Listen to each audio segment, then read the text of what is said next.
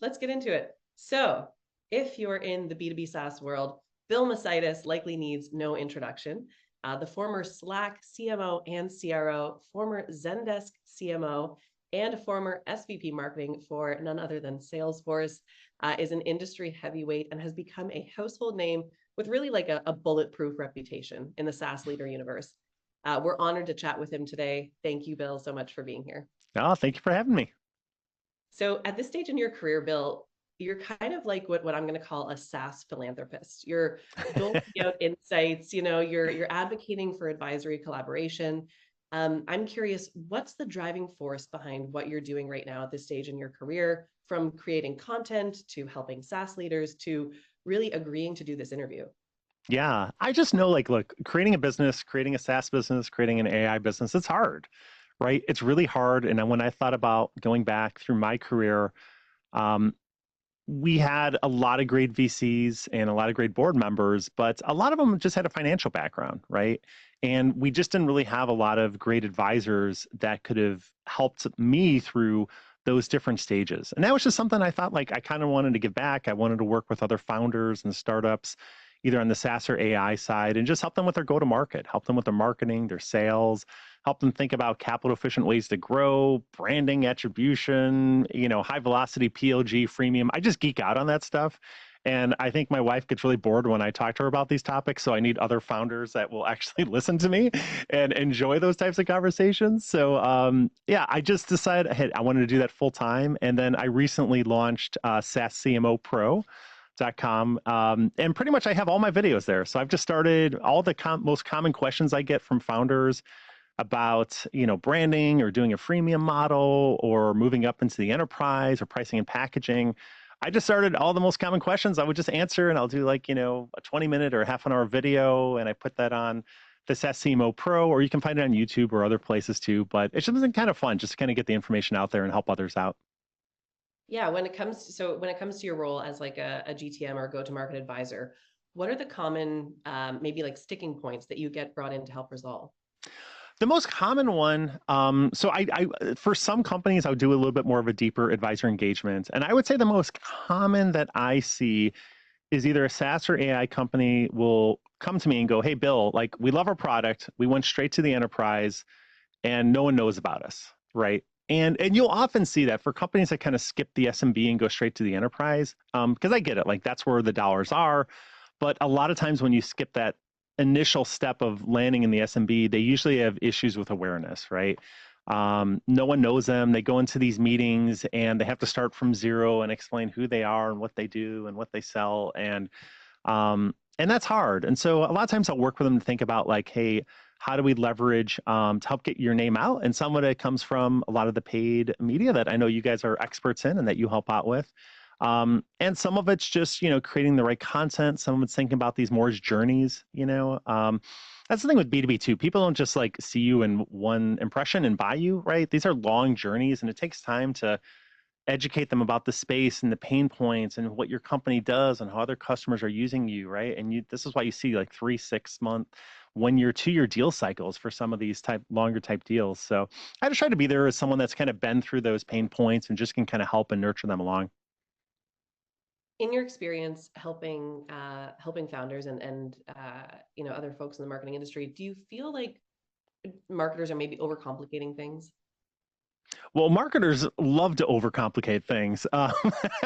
So, but I'm a marketer, so I have to defend them.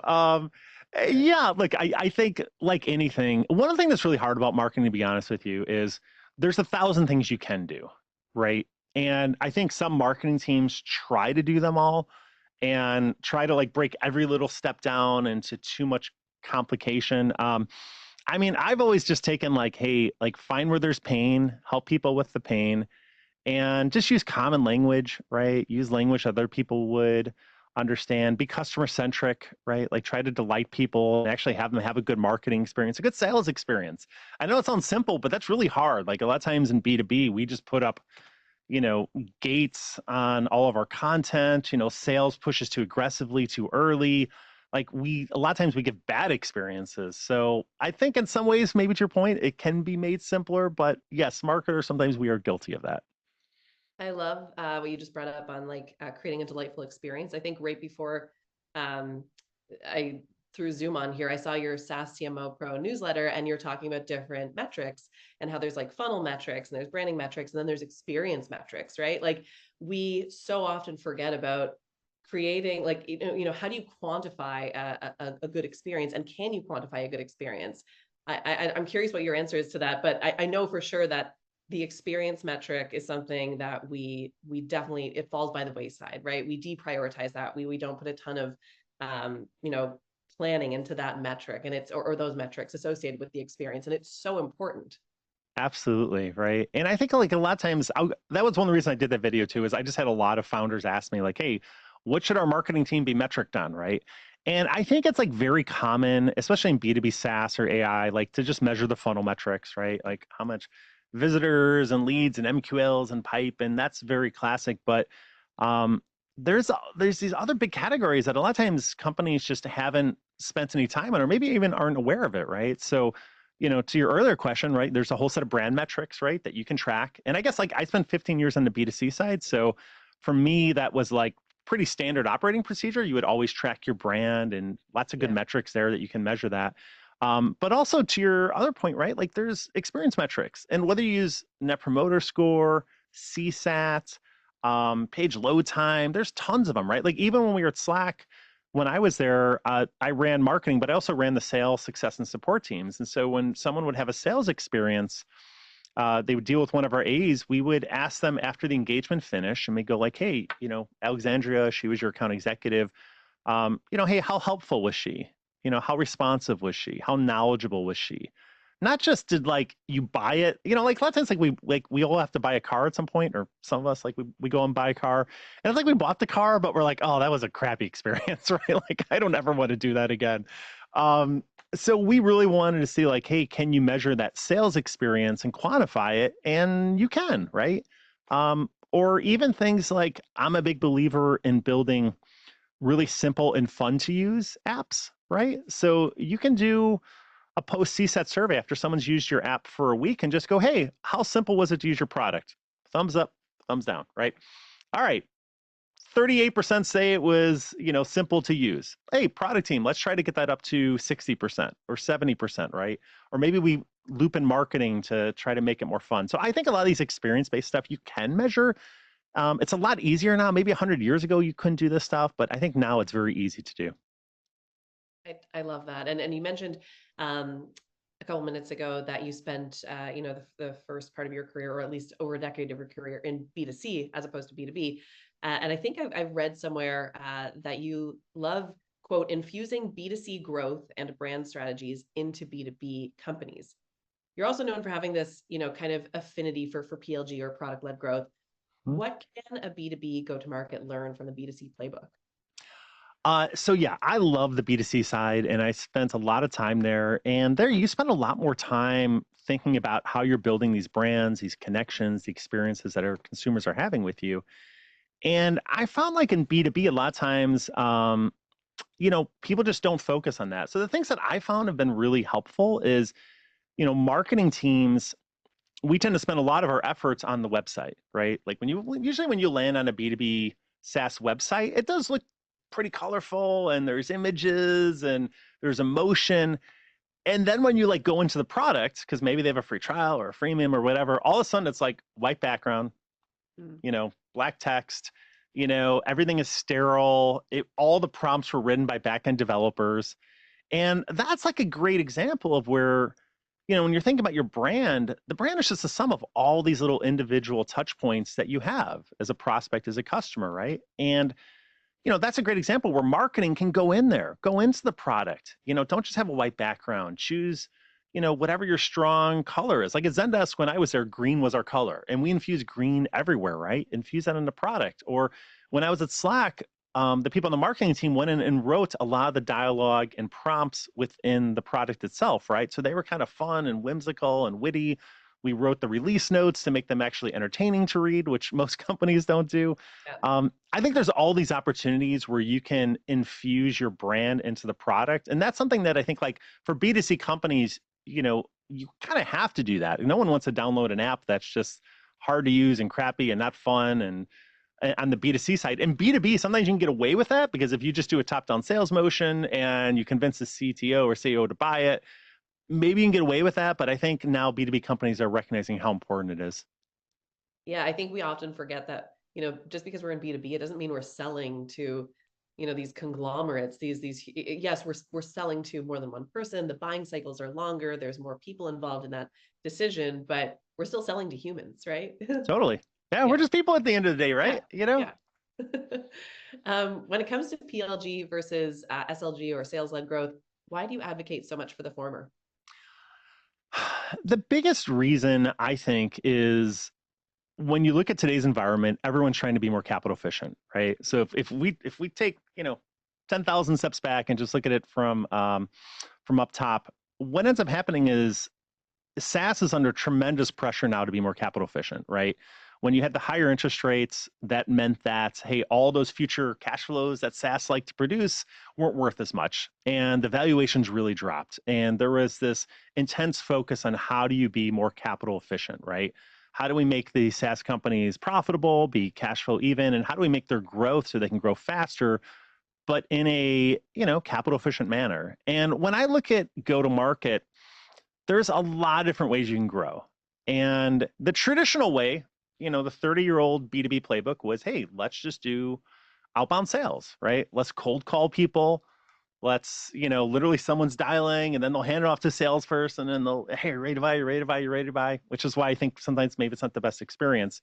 But that's kind of expensive, right? It's expensive to hire good salespeople. It's expensive to hire these outbound teams. And as you start going down this, I call it like a capital efficiency spectrum, you start moving to inbound sales. Okay, well, now they're getting their own leads. They're still selling a lot, but more efficient. Now you have like outbound marketing, which is more paid advertising. Very effective, but a little expensive. Then you have more inbound marketing, SEO, people coming in. And then you even have like PLG, where you have like virality loops, word of mouth, freemium models. I gravitate there just because I think like it's a very capital efficient way to grow. And I've worked with every single one of those channels in the past. And I also think it works great for selling into enterprises. A lot of people think like PLG is just an SMB motion, or freemium is something like you can't have if you sell to enterprises. But there's a whole playbook on how you can get a little pod within a company and then do land and expand or seed and grow and really expand that revenue out there. So I do think like PLG is very misunderstood. I think it can be a really effective playbook for SaaS and AI companies. And I think you can even have a hybrid. You can have, a lot of times you'll call it like PLG plus SLG, right? And bringing those two together can be extremely powerful. Do you think there's a world in which like any B2B SaaS company could at least test PLG? Well, here's the thing. So it was funny. I've done a lot of PLG strategies with SaaS startups. And what I found is when it works incredibly well. It can be very difficult though for some companies to implement it, right? I literally did a video, I think it was on the 7 landmines of doing a PLG motion, right? And Yeah. the hardest ones to do are the ones where your company is like C, D, E stage of funding, right? They've always taken an SOG route, sales like growth route, and now they want to put in PLG. That's really, really difficult, right? You can do it, bring an advisor, bring in someone that really knows it well, but it's a very difficult motion because it literally is like that classic oil tanker that's trying to change directions. It's just really hard to change the culture. It's hard to get the right metrics. It's hard even to understand what PLG is. A lot of times sometimes I work with a company like, oh, we just want to add a free trial. We like, that's just PLG. And I'm like, well, actually, there's a lot of things beyond that. There's high velocity. How simple is your product? How fun is your product? Bring emotion into the product, building virality loops. And, it can quickly overwhelm some of these companies. So I just think like, uh, I think like if you're starting, I would absolutely start with the PLG motion. If you're further down the road, you can make that pivot, but you have to be aware of like what are the landmines in front of you and just be very careful and methodical about how you go about it. Yeah, it's a pretty heavy lift. So you need to make sure that the risk is worth the reward. Absolutely. Um, just switching gears here, you've spoken before about bringing a kind of like humanness and levity to the work you do, from infusing humor into your trademark style to, acting out of a desire to really like truly inspire hearts and minds. I'm curious, is this a style that you grew into, or has CMO Bill always been this way? I think at the end of the day, it probably was my B2C side, right? Like, I just think people are people, right? Like like you said, we overcomplicate things sometimes. Um, as marketers, we want to like break it down. Oh, the ICP and this persona and this and that. And we like to use acronyms and confuse people. And I just think at the end of the day, it's like, we're just people, right? Talk to them with like common words, talk to their pain points, give them good experiences. And people tend to respond to that. They tend to like that. They tend to recommend you. You tend to grow faster. You tend to attrit less. Like all these classic SaaS metrics, things tend to work better for you um, when you take that approach, right? And I've been on the flip side too, where a lot of times I'll talk to a founder and they'll explain what they do. And they'll be like, we're the next gen platform disrupting XYZ space, doing, ABC. And I'm like, I have no idea what you do. Like I'm in this space and I don't even know what you do, right? So I think sometimes, yeah, just be a little bit more personal. And, even with like the paid campaign stuff, like at Slack, when we did a lot of outbound paid campaigns, offline, online. And my thesis was always like, the emotion that you invoke that transfers onto your brand, right? So if you can get someone to smile or laugh, like that positive emotion is going to transfer onto your brand. And that's really important, right? And in consumer, that's pretty, that's kind of standard operating procedure. But for B2B, it's a little bit different. And I think sometimes just people, I don't know, they're like, oh, it's B2B, we can't do that, or we can't show any emotion, or we can't have people laugh, right? But I found that really hasn't been the case. Yeah, and just because we can't really quantify that positive experience all the time doesn't mean we shouldn't be aiming for that positive experience. Yes. And I'd even say like, hey, I think you can quantify this stuff now, even with like, there's brand sentiment, there's Yeah, net promoter score, there's are true. people aware of you, right? So I think like in the past you couldn't.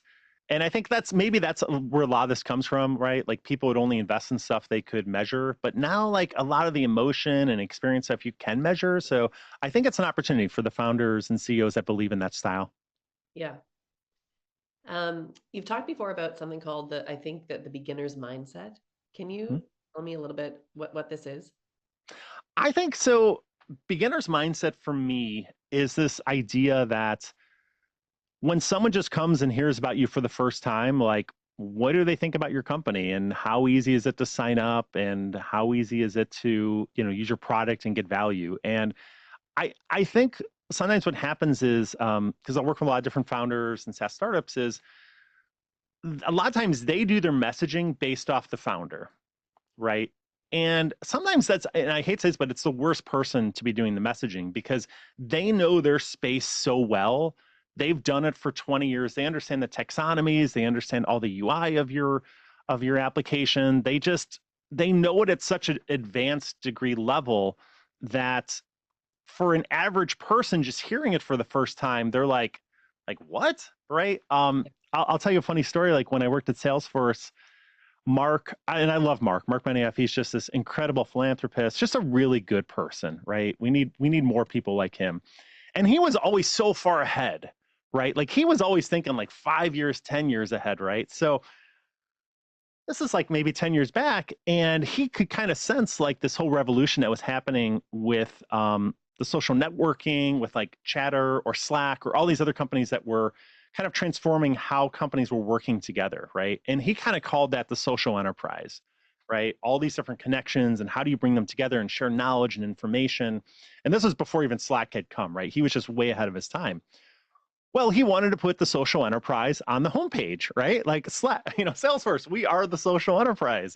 And I was like, oh, all right, well, hey, let's try it, right? So he put it out there, and a lot of people it didn't land, right? And we did some post surveys and we talked to people, and they're like, oh, well, like, they're like, well, why didn't you follow up with Salesforce? And like, oh, I just thought you guys did software for nonprofits. Like, we're an industrial, manufacturer in the Midwest, right? I didn't think you did that. And they thought the social enterprise was just nonprofit software. So I think you just have to be careful with that. Having a beginner's mindset, it means really just putting yourselves in your prospect shoes, and they just a lot of times they don't know your space, they don't know everything you can do. And even like signing up, that's another example, right? Like a lot of SaaS companies I work with, the sign up flow was the first thing they built, and it hasn't been touched in 6 years, right? And they never go back. And and again, that's not really affecting all the people who work there because they've already signed up, they've been using it for a long time. But every net new person is going through it for the first time, and it can be really hard. So the more you can put yourself in that beginner's mindset, I think the more successful you can be. I love that. I think that's such good, simple, but probably underutilized advice. Um, on that note of underutilized advice, you are, kind of really like a living encyclopedia of what to do and what not to do, I think, in SaaS marketing, and lots of us do Shine think as well. What's one of the best, but maybe underutilized pieces of advice that you could give to marketers or marketing leaders today from, manager to C-suite? Ooh, that's a fun one, right? I mean, I've always been a big one on it doesn't matter if you're employed or not, it matters if you're employable, right? Like it's all about just maintaining the skill sets. And I think this is a super fun time. I mean, AI coming out, and I was talking about this from a career perspective in a different video, but it's like it just completely levels the playing field, right? It doesn't matter if you have 10, 20, 30 years experience. It's like what's going to matter is the people that know how to leverage these AI tools to drive growth, right? Do you know the prompts? Do you know 5 different tools for your space, right? Even me kind of getting into content creation, like I could never do this without like 5 or 6 different AI tools that I use, right? There's just it's so hard to create these videos and get them out and edit them and put them on like all these different channels. Like it makes a huge difference. So I do think like there's a huge opportunity right now, and it's probably the people listening to this video or podcast, you're in a great place because that's by definition you're trying to lean in and learn new strategies, new tactics. And so that'd be my thing is just from a career standpoint, just don't don't focus on do you have your job, just focus on always like do you have the skill sets that are going to help you get the next job. I love that so much. That's a great advice. And kind of brings me to my next question. I've recently heard of this thing in Japanese culture, I think. There's this idea of committing to completing something like very, very tough, usually physical, once a year to kind of make you stronger and realize that, the impossible is actually possible. I'm curious, was there ever a time that you've signed up for something in your professional life that was at the time, almost insurmountable and very impossible seeming, and now it serves as a reminder that the impossible is actually very possible? Oh, that's a fun one. God, I love Japan. I did an intro to Japanese culture class in college. Oh, I've cool. always loved like just the philosophies and the beliefs, and we spent some time in Tokyo last year. So yeah, just what an amazing country and people. And wow, that's I love that, like challenging yourself and pushing your boundaries. I think a lot of times, like especially from a professional career perspective, every time we take that leap to the next level, it's always scary, right? It's Mm. like when you go from like an associate to a manager, it's like, I've never been a manager. This is kind of scary. And how does this work? And how do you manage people? Or manager, director, or director to VP? Or I remember when I made the leap to CMO from VP, like that was kind of scary, right? And it was big. And I'm like, I don't, can you do this? But I found like, I don't know. It's like first off, no one knows, not everyone knows what they're doing out here, right? We're all just like, we're learning on the fly, right? Like, no one knows everything, right? It's just, you kind of have to take those risks sometimes. And I know, like, I do that in my personal life too. Like, I built out this crazy studio and I had to live with for about a year my wife telling me like every week, like, is it done yet? Or why do you keep working? Is it done? Is it done? And because I just got into, I'm like, I need more lights and this, and I have to connect the cameras, and like I have different angles here, and it was like kind of a crazy experience, right, of building this. And by the way, I would not recommend it. It took way too much time. If you really want to, I did a video on that. You can watch it as CMO Pro, but it was a fun experience. Sometimes I don't know. I like those because I think it does push you, personally, professionally, and eventually you're in a better place of it.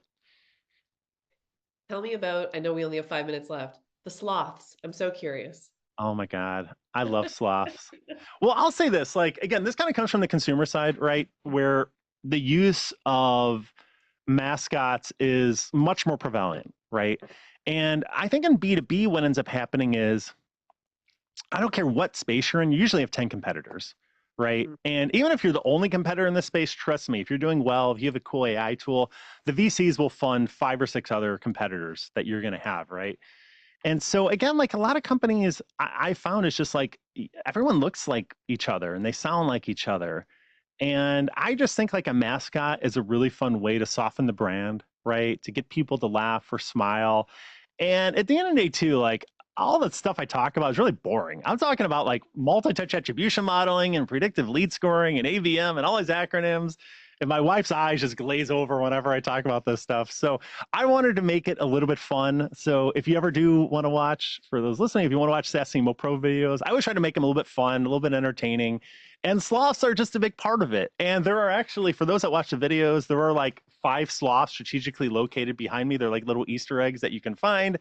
I love sloths personally. I know they're slow. It was funny. I was showing my family different logos of where I could go, and I had a sloth logo, and they were like, "Why would you do that? Sloths are slow. They're gonna think like you don't know what you're talking about." And I'm like, "But they're so cute, and I'm an optimist. I'm like, they're very efficient with their energy, right? Like they move very slowly, but very calculated, very methodical.